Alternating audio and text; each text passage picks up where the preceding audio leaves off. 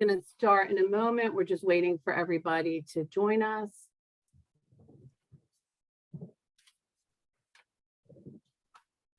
Hello, everyone. Welcome. In the middle of summer, it's great to see you. Speaking of seeing you, we'd love to see you. So it's not a requirement since it's not a CE class, but it really does help the presenters, and it does, make for a great class. If you feel that you can, please turn your camera on. Again, we'd love to see you. At the bottom of your screen, if you don't know, there is a video icon, a video camera, it looks like, and just hit that and we'll be able to see you. Thank you, Susan. So welcome to our Making Mortgages Work in This Tough Market segment. I'm Lisa Ginsburg, and we also have Anne-Marie Allen will be your staff liaisons today. Just a couple of housekeeping announcements. If you have we're going to do this in 3 segments. Each of the presenters will have about 15 minutes to speak, and they're each going to take questions after their segment. So if you have a question for Ralph or Art or Mary, you can put it into the chat, or else you could raise your hand, and they're each going to let you know when they're ready to take questions. We are recording this program, and we will send a copy of the recording along with each of their presentations to all of our members. You should get that by the end of this week. So feel free to share it with people in your group who you work with. It's going to be a great program. And just please keep yourself on mute unless one of the instructors has asked you to unmute so that they can talk to you. And it's my pleasure to introduce we have 3 presenters today. We have Ralph Cirino, who is the co-chair of the affiliate membership of BCAR. He is an assistant vice president and producing sales manager at Truist. We have Art Verbit, who is a vice president of mortgage lending and renovation specialist at Guaranteed Rate. And we have Mary McBride, who is an assistant branch manager at WSFS. So what was it, Anne-Marie? We have over 122 years of service in the mortgage industry. In the mortgage industry, between the 3 of them, yep. So we're lucky to have them today. Ray, I'm going to ask you to stop sharing. Is there a Ray on? Because, okay. So okay, thank you. All right, so, and now we're gonna start. Thank you, Ralph. My pleasure to have our first speaker start, Ralph. Okay, hang on for 1 second. Let me share my screen.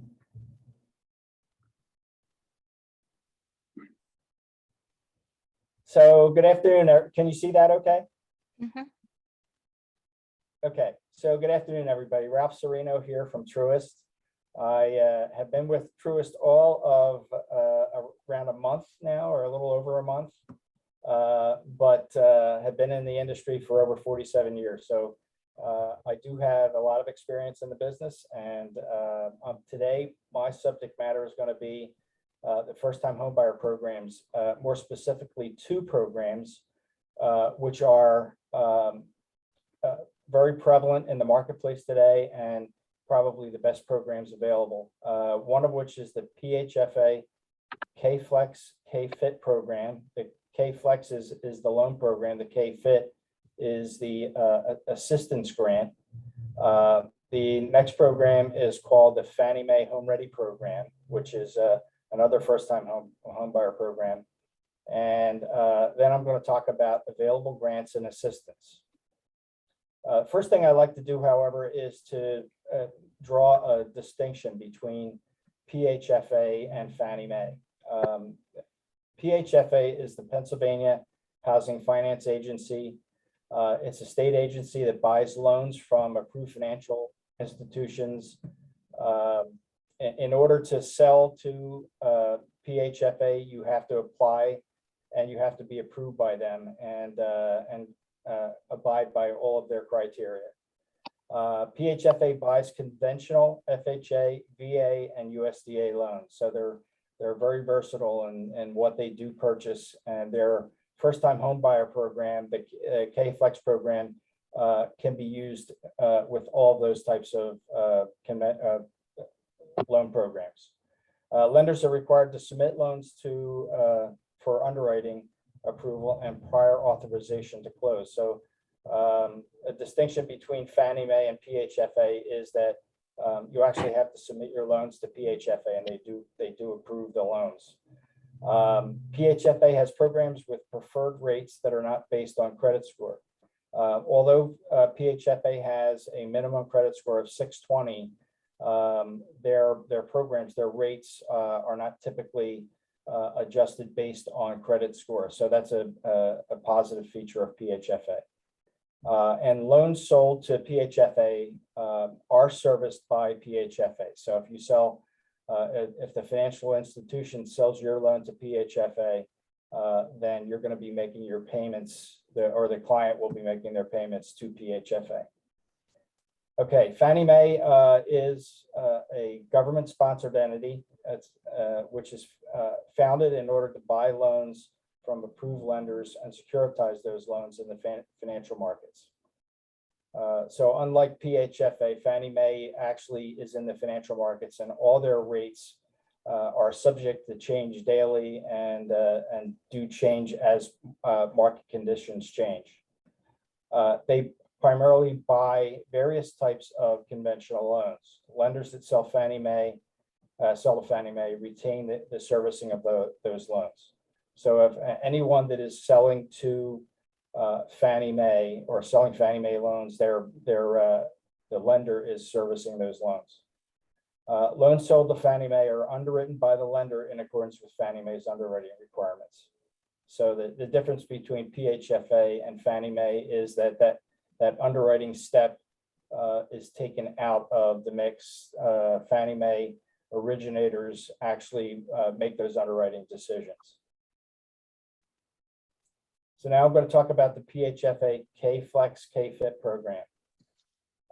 The Keystone Flex program provides funding for eligible purchasers at a 95 to a 97% loan to value.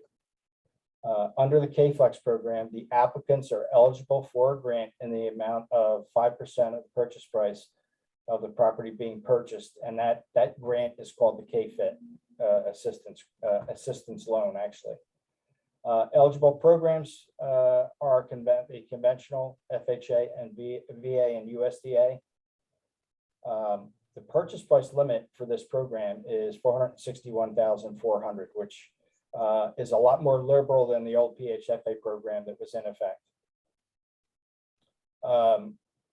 The other thing that's very different about this program and is more advantageous than the HomeReady program of Fannie Mae is that the maximum qualifying income is $162,000. So people can actually go up to $162,000 in income in qualifying their borrowers. Minimum borrower investment of their own funds is the lesser of $1,000 or 1% of the purchase price of the home. It must be the borrower's own funds. So PHFA requires that the borrower have at least $1,000 of their own money, or 1% of the purchase price of their own money invested in the transaction. It can't be a gift, and it can't be a part of a grant. PMI coverage is provided through PHFA's mortgage insurance program. So there's not a lot of advantages to the PHFA insurance program, where you'll see when we talk about the HomeReady program, there's some advantages in going with HomeReady because of the mortgage insurance. Borrowers are required to complete homebuyer education. And in most of these first-time homebuyer programs, most of them require that the borrowers actually go through homebuyer counseling. So it's important that you recognize that and that the applicants know that coming in. The program allows for the K-Fit grant, which is 5% grant given after residing in the property for a minimum of 10 years. So what that means is that this, even though it's a loan, this K-FIT grant is a loan. After 10 years, it is totally forgiven.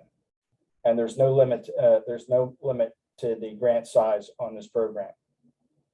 Additional grants can be used with this program to a maximum limits per the program type. So in other words, if a lender such as ourselves, Truist, or a financial institution that has the first front door grant, they can use the first front door grant in addition to the K-FIT grant. So it just depends on what the combined loan to value is. And on an FHA loan, there is no limit.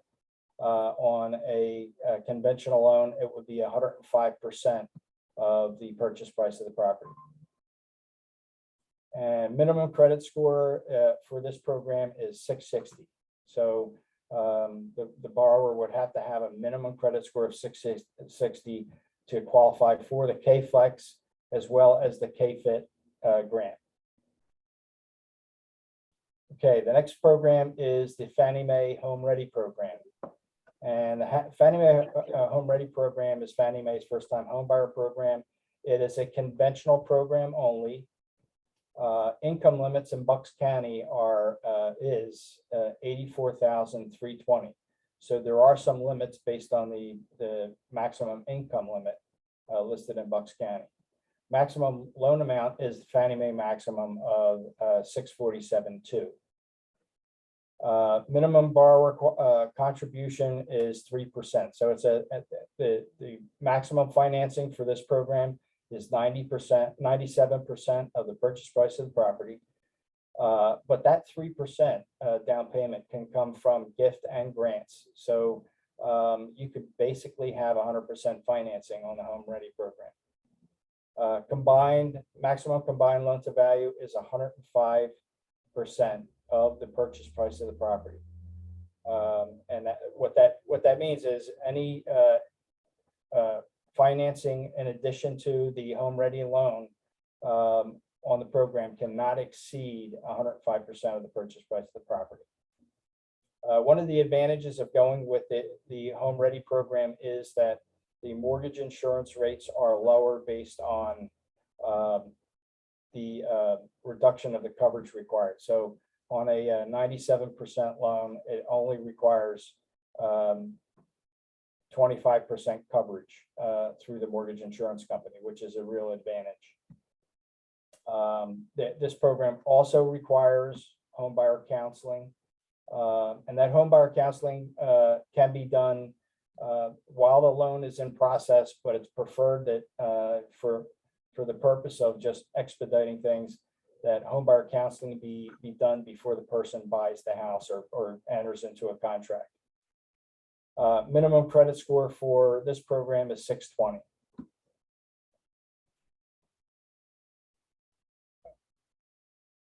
Okay, the Pennsylvania Housing Finance Agency has that program, as I mentioned, called the Keystone Forgivable Intent, which is where the K-FIT acronym comes from. And this program requires a 660 credit score. It requires a maximum financing. So they have to put no less than 5% down, or no more than 5% down, so that to qualify as maximum financing. The amount of the loan itself is 5% of the lesser of the purchase price or the appraised value with no limit. Those funds can be used for down payment and or closing costs.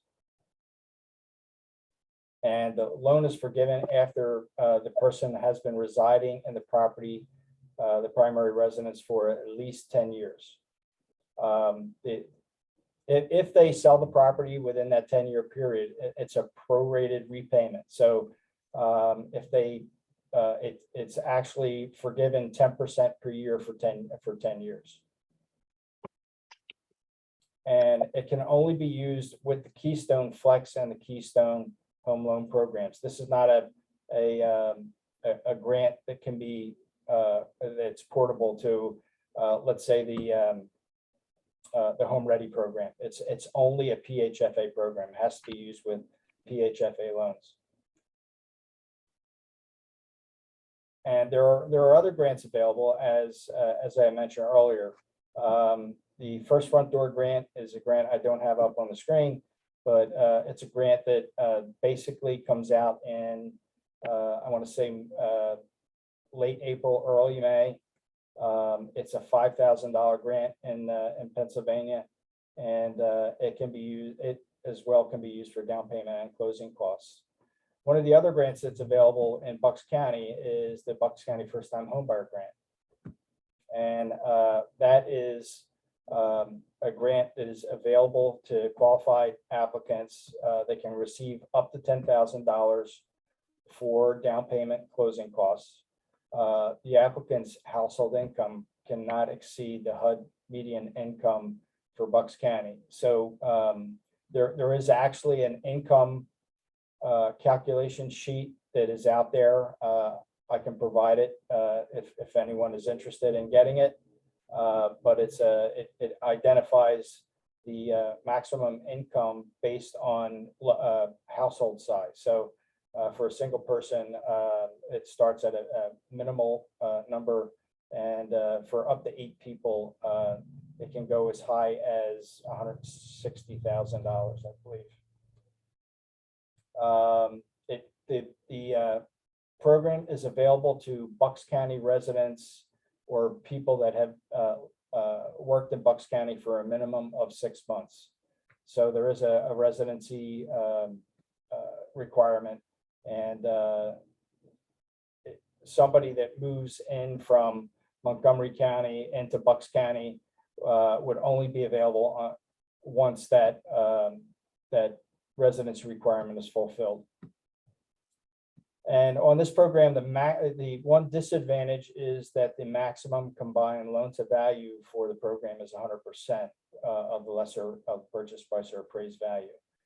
And the disadvantage there is that if the person is applying for a 97% loan, they really technically only have the ability to get an additional 3% of the purchase price in order to qualify for this grant. So the funds would be limited. They would not be able to, depending on the purchase price of the house, they would not be able to purchase or qualify for the full $10,000. And with that, that is what I had to talk about. If there are any questions, I'd be happy to answer them now or answer them when we finish the program here. Ralph, we do have Sherry Pace is on, and she just put something into the chat that says, and as a reminder, although it is listed as a grant, it is really a zero interest soft second mortgage. It cannot be combined with PHFA, KFIT, but can be combined with HomeReady as long as CLTV does not exceed 100%. It can be combined with FFD. So. Oh, that's great. Thanks, Sherry. Thank you for throwing that in there. I appreciate that. And I don't see any other questions. And it said, great job, Ralph. I don't see any other questions or comments. You can always, when you get, you'll get a copy of all of their presentations, which will have their contact information on it. So I'm sure they'll be happy to answer any questions if you have them after the class. So now our next presenter is Art Verbit. Thanks, Art. Hi, everybody. Let me get to my screen and then we'll be able to go over everything.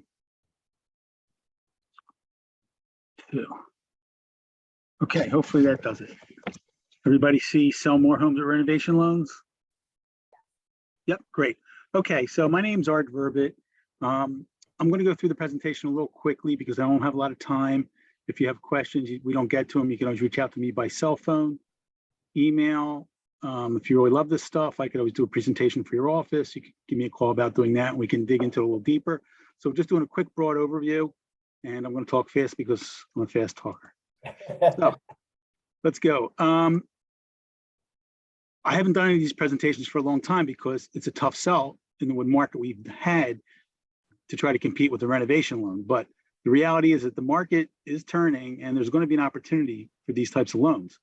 We didn't have any foreclosures for a long time because of COVID. Now, those foreclosures are starting to come on the market and they're the ideal candidates for these type of loans. So let's talk about getting your buyer into a dream home. I'm going to skip. Basically, I've been doing this for a long time, 30 years, been with BCAR a long time. I was even a real estate broker, so I kind of know and feel your pain at times and understand how your business works. And just, Guaranteed Rate is a company I've worked for. I've never worked at a better company. It's a big company. We have a stadium, a NASCAR, 70 billion funded. We're very high tech, and because we're large doesn't make you good, but we are good, and large enables you to do things like renovation loans, because that's not something a lot of lenders will get involved in. So that's a benefit. Now, a couple things about renovation loans. We're going to talk about a couple different renovation loans, but basically the key things to remember is that the repairs are done after closing. We're using a future value on the property. There's a misconception that you have to have an approved contractor. There is no such thing as an approved contractor. We approve a contractor, but any contractor can be used. And it's a one close. There's not two separate loans. It's just one loan. The money's all dispersed at closing. And it's the same requirements. If it's a conventional renovation loan, it's the same requirements as any conventional loan for qualifying. And it's the same requirements if it's an FHA renovation loan. We're going to talk about both of those. So some of the benefits for the borrower: it increases the inventory of potential homes they can look at. They can upgrade systems to a property. So let's say they get a home inspection back and it says, house is okay, but it's going to need a new heater. The roof is, only going to last so long. The windows are kind of crappy. Most people are scared of that kind of situation, but if you can just build it all in now, get it done, upgrade the house and put it in one low monthly payment in your mortgage, that's a good option for someone like that. Another benefit is that if you're doing a large project and you're paying rent now, you can finance the mortgage payments in the loan. So that's kind of beneficial, so you don't have two payments. Some seller benefits include the possibility of, shorter time. If you have an estate sale and it's not in great shape and you're appealing only to maybe investors that are trying to buy it and flip it, this lets you to appeal to other borrowers that are willing to pay more for the property. So as a listing agent, you represent the seller. Technically, you should be trying to get them the most amount of money for the property. This can help you do that by opening up to more potential buyers, because a homeowner is going to pay more than an investor / flipper for a property because they don't have the cost of buying and selling. And if they can get any kind of, built-in equity, they're ahead of the game. So now, a lot of people wouldn't show this listing right here because it's not real pretty, but they would show this listing. So my question is, why wouldn't you show this listing if it could become that listing? All it takes is some money and a renovation loan, really. We're going to talk about, I'm not going to get into the minutia too much, but there's two types of renovation loans in the market. Everybody thinks of a renovation loan as a 203K loan. That's just the FHA program. There's two conventional programs. One's called Homestyle, one's called Choice. One, that's a Fannie program, that's a Freddie program. The main difference, we tend to do a lot more conventional than we do FHA, and we can touch on that in a minute as to why. There's a lot of misconceptions about these programs. Some of them are that, it's only for certain properties. Any property can get a renovation loan. It costs a lot of money, but, there are additional fees because there's additional risk to the lender. The big thing is you have to have a loan officer that kind of knows what they're doing. What's going to happen in this marketplace is that a lot of, there's less loans, there's no refis. So loan officers are going to say, let me dabble in a 203K loan, but you don't want to be that realtor that is dealing with a loan officer that doesn't have a lot of experience. So just make sure someone with a lot of experience. The 203K, basically the 203K is just for properties that need work or want to get cosmetically up. So it can be any kind of property that you can get a regular FHA loan on. So if it's condo, you can even do mixed use FHA, there's certain guidelines. There's, the regular loan limits apply.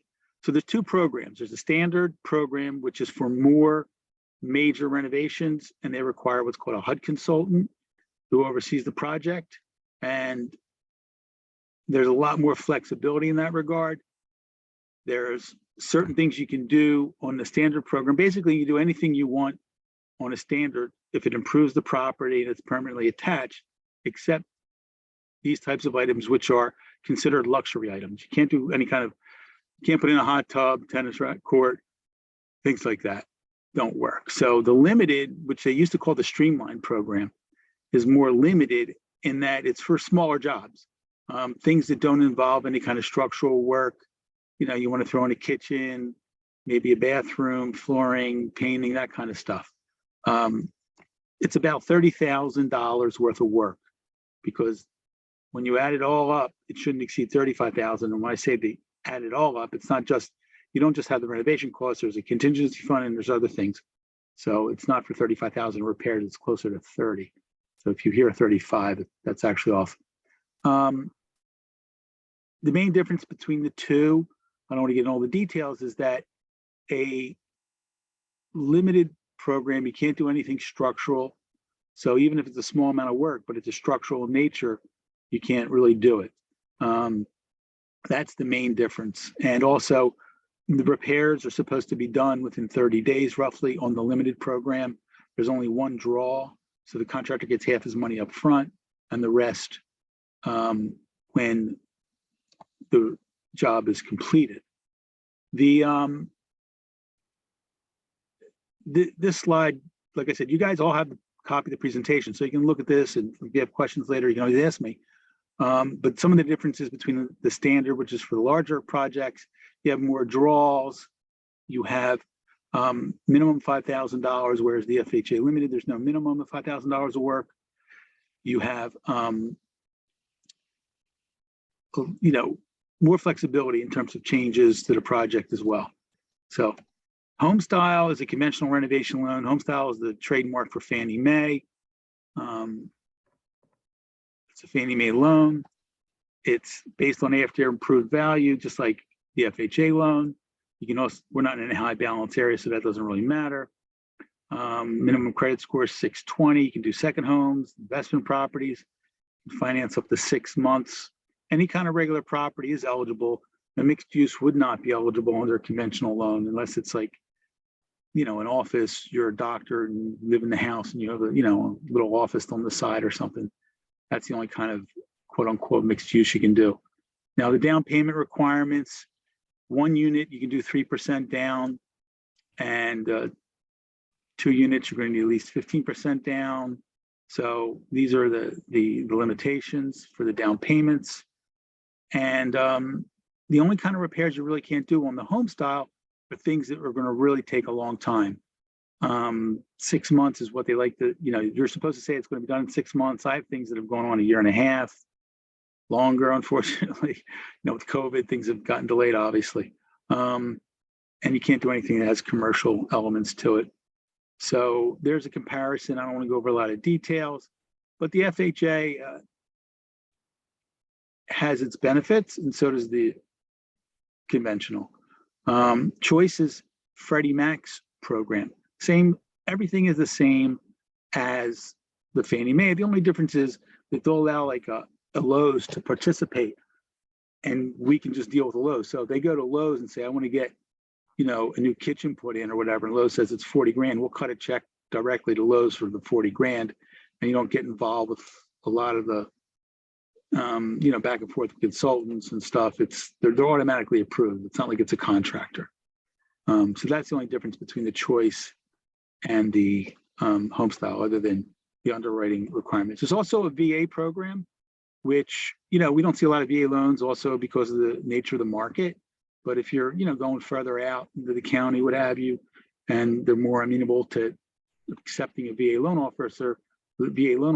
offer, then you can throw this out as an option. But the difference between the VA and the other renovation programs, it's really for minor work. You can't do anything structural. You can't do anything that has a major health and safety issue. They don't want the possibility of a veteran going in, moving into the property, and then, the electrical's not right and they get electrocuted. So that it's a much more limited program. It's out there, it's out there. I guess that's all I'm going to tell you. I mean, if you have a VA, buyer and they want to do it, it's great if you have the right property. And then here's a table that just shows the difference between them, so you can look at that in your leisure. Now, there's a lot of negativity with this program. So here, I've done these for a while. I know what works and doesn't work. A lot of people, run into problems because they have unrealistic expectations. So, it's what I call HGTV syndrome, where they go and they watch, one of these home improvement shows and they put in a brand new addition for like 25 grand. That doesn't happen here. Maybe in Arizona or something, and maybe that happens, but I don't watch a lot of those shows, but I do know that I've seen some crazy numbers on them. The biggest problem is obviously you have to have a contractor. This loan is not for everybody. But if you have contractors in your family or contractors, you're not scared of it, that's a perfect buyer, because you need a good contractor. Like I say, we approve the contractor, but we don't provide a contractor. I have consultants that have contractors they work with and they can recommend, but I'm not allowed to. Changes in the scope of work can cause delays, because a change in the scope of work means you got to change the appraisal. Does it impact value?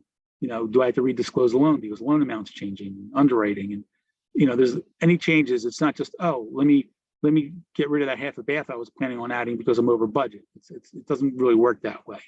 That creates an issue. So a lot of times these are foreclosed properties. So, there's issues with title. So be aware, it can take a long time to get a sheriff's deed recorded. And a lot of these foreclosure agents will sell a property and, technically the seller doesn't have title recorded. So just be careful with that. One way to speed things up is to get a consultant involved right in the beginning, and they'll just estimate costs, and we'll use that for now until we have a contractor's bid, so we know the actual costs. So, there's a lot of things that can slow it down, but if you're working with someone who knows what they're doing. Now, which is better, 203K or conventional? It really depends on the buyer, the credit score, their down payment, size of the loan. The loan limits are higher for conventional loans because FHA caps you out at 477 for a single family. The PMI is really the main difference. If you have a buyer who can put 3% down, has really strong credit, or two borrowers, their PMI is going to be lower, and you don't have an upfront PMI. So there's a lot of areas we look at when we decide which program is better. You have a lot more wiggle room on the appraisal on an FHA loan, which means that the property doesn't have to appraise for the total of the repairs and the purchase price like the conventional loan does. So that's a benefit. These are the loan limits today for 1, 2, it's a standard Fannie Mae loan, Freddie Mac, conventional loan limits. These are standard FHA. But, you have someone who's buying a property. Now you can convert, if zoning, allows for a, single family into a 2-family, and vice versa. And you have pretty decent sized loan limits for this marketplace. The seller assist is the same. The only thing about the seller assist, so if you're putting down, less than 10%, you're pretty much doing a 3% max on a conventional. FHA is always 6%. And if you're putting down 10% or more, you can do 6%. But seller assist is based on the sale price, not your after improved value or your costs of purchase plus construction, your total acquisition cost. If you're not scared and use your imagination, you can definitely set yourself apart by learning how to do these loans. You're going to see more and more come on the marketplace. So I don't have the chat box open. Let me figure out how to do that. Hang on a second, guys. Are there any questions there yet? If not, I'll do something else. There are none at this point. Reminder to everyone, if you have a question for Art on his topic, to put it in the chat or to raise your hand. I don't see any at this point. Okay. So here's a question. Are the rates typically higher? That's a great question. Yes, the rates are going to be about 0.5% higher on average, depending on the borrower and what's going on in the marketplace. It's, there's a lot of risk to these loans. We have a lot of aged renovation loans that are just stuck, and, you make a $400,000 loan and that you're supposed to sell to Fannie Mae, and then you can't, so you're out that money. I mean, lenders make loans to sell them. So if you go on trend, There's one more Go ahead. question. Is that okay? yeah, go. How much is the consultant fees? Consultant fees actually vary by the amount of the renovations. You know, if you're doing over like 80 or 90,000, it's about $1,000. And that can be financed. A good chunk, you know, all the renovation fees can be financed in a loan. But what I had done here was a real quick before I was just dabbling. Crap. There. But basically, if you go in the trend and you say, hey, I want to look for these type of loans, I still call it trend. I'm old school. And I had done a search earlier today, and what it was below average properties in Bucks County. And that's what you're looking for, below average or major needing major rehab, you know, and, you know, you look around and let's say you have somebody, you know, wants to move out. I mean, take a look at this listing, for instance, right here. I just go straight to the pictures. I should probably, looks like a nice house, doesn't look like it needs a renovation loan, right? But then you get to this picture. You're not going to be able to do a conventional loan with that. It's just not going to happen. Even though the listing may say conventional or cash, this is going to be a problem on a regular property. I mean, you can see we have issues here. This would be a perfect renovation loan, right? It's asking for 25. What would a, you know, maybe an addition, make it a bigger house, 1925, you know, house from 1925, an upper Black Eddy. Maybe it needs septic. Let's see. Yeah, probably. You can do septic, you can do well. Those are the kind of things you can do. And this is a perfect home. I would just take this home and work up the numbers for you, give them to the borrower and say, hey, this is what's involved. This is what it's going to cost. You know, there you go. You have a house. Whereas a lot of times the buyers today, they, you know, it's hard to find a house. You know, the only houses that don't sell right away are the houses that are beat up, but there'll be more and more beat up, harder to finance properties on the market. So Lisa, I'm out of time, I guess. Or... Yes, but we have two more questions. Oh, I'm sorry, go. No, that's okay. Does the prequel letter show that it will be a renovation loan? And what is the typical time for loan commitment date? Well, these are good questions. Yes, it would be a pre-approval says renovation, shows the amount you're offering, and then the total loan amount and what is built into the renovation costs.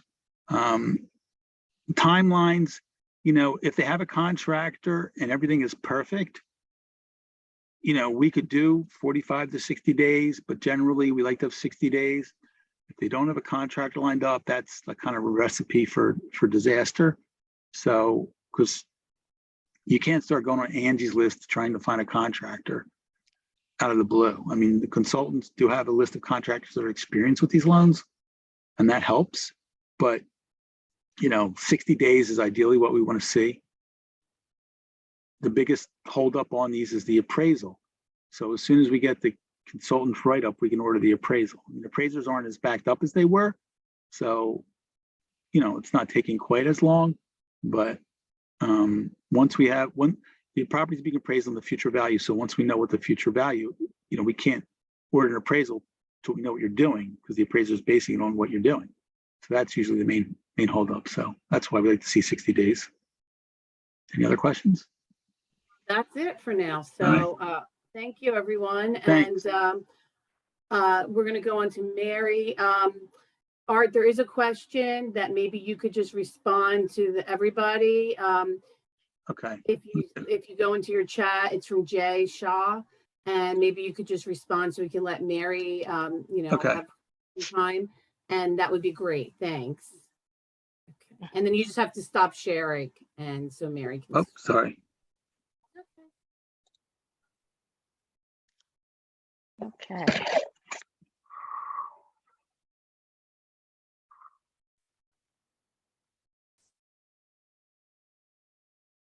Oh.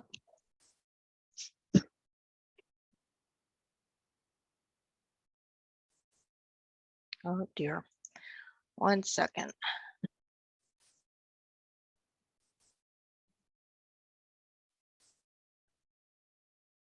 Okay.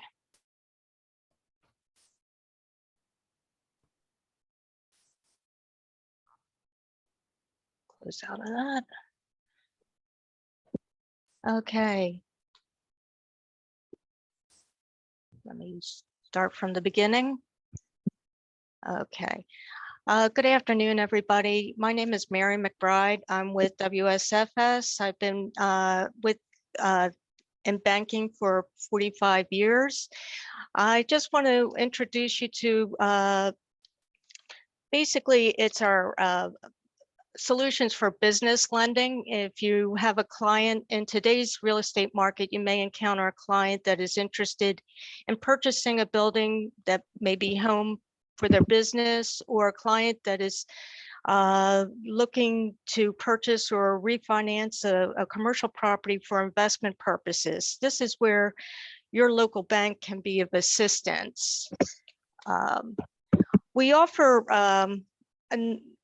at WSFS, we offer 5 solutions that can be offered to the client. We will look at it as being either owner occupied or investor. And what you see here are the 5 options, whether it's maybe lines of credit or commercial real estate, residential investor, things of that nature. So it's just to offer solutions or programs for your particular client. Now, with the owner occupied, it's a larger line of credit to support short-term and medium-term working capital needs of operating companies secured by real estate. This could be anything from, say, special contracts or seasonal fluctuations in working capital for that business owner. The next would be the owner-occupied commercial real estate. This is where the owner is designed to purchase or refinance owner-occupied real estate, which is considered non-investment. What we're looking at are what determines the decisions.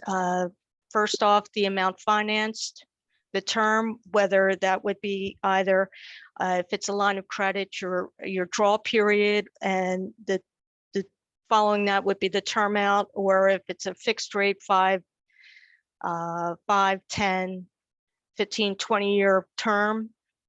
Of course, the rate of interest, if it's a line of credit, again, it would be prime plus whatever the bank is offering at the time. Again, purpose would be, I'd say, for example, there's special contracts, or if you're looking to purchase the building. Again, the real estate is the collateral. Fees, it can include anything from appraisal, attorney's fees. You have doc prep, recording, liens. Also, in some cases, it can be as low as, say, 1% of the amount financed. And then we have our payment terms, whether it could be interest only or principal and interest. And of course, there's the first lien requirement. Most banks will require to be in the first position. Also, your loan to value, depending on what program or what you go forward with, it can be anywhere from, say, 75% LTV, or if you're doing a loan, a fixed rate loan, it can maybe go up to 85%.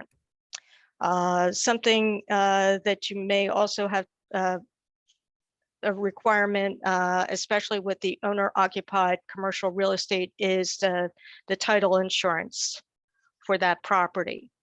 The next slide, we're going to be talking investor's line of credit, which is a line of credit secured by the investment real estate used for acquisition, renovation, maintenance, and repairs. And then we have commercial investor mortgage, which is designed to purchase or refinance commercial real estate now, which is considered investment property. Okay.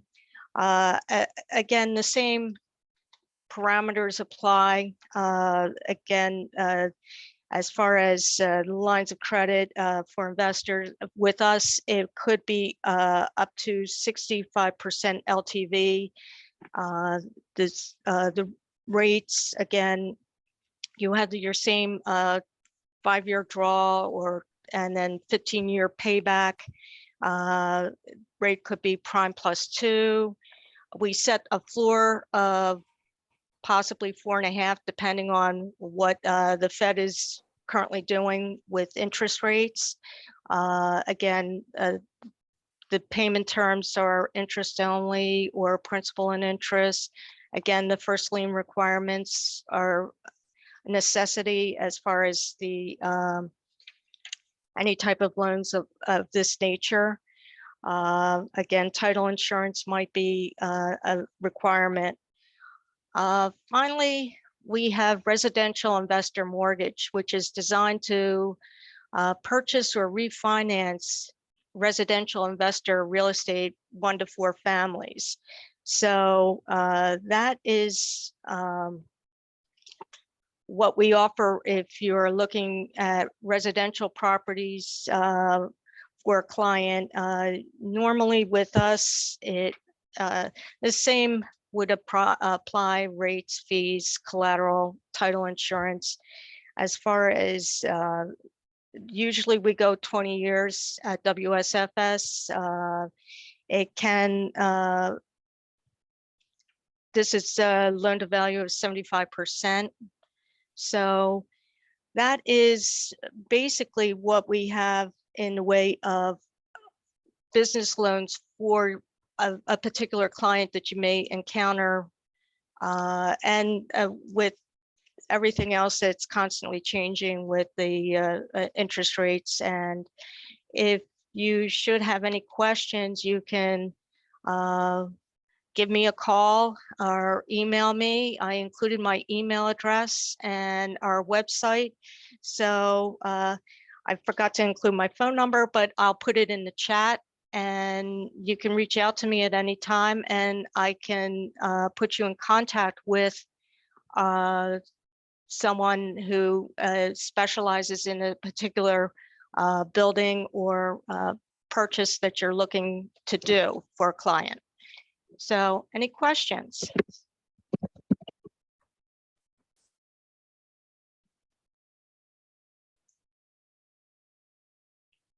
I don't see any.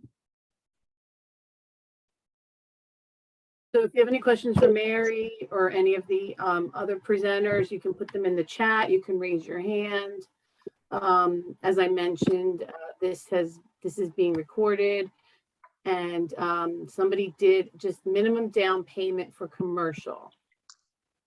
It all depending. I would have to have someone, depending on the what you're looking to do. I can have an answer for you if you just put your phone number in the chat or give me a call. I'm putting my number in right now, and I'll have an answer for you.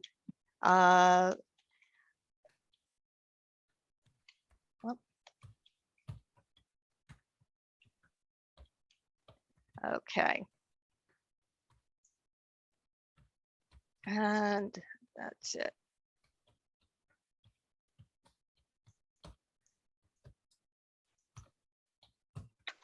Okay. Mary put her phone number in if you want to reach out to her separately. And oh yeah, it's not that first number. It's 215-579-3421.